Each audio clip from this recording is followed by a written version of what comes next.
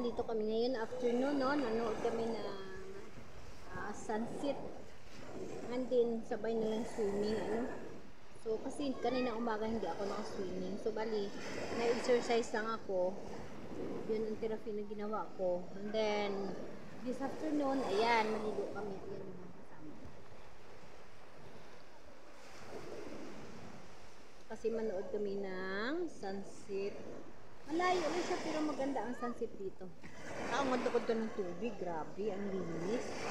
Ang ganda-ganda.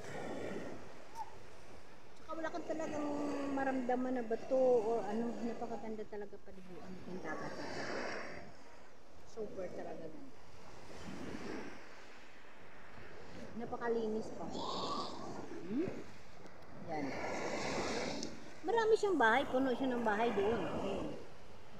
Puno yan hanggang doon yan sa dulo, pero napakalinis yung dagat. Tsaka may ano sila dito, may tuda talaga naglilinis sila sa gilid ng karagatan. So yung health natin, update ng health natin, kumbaga,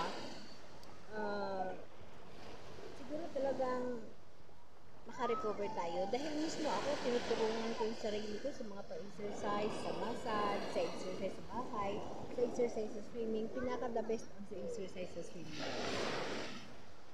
So, ayan.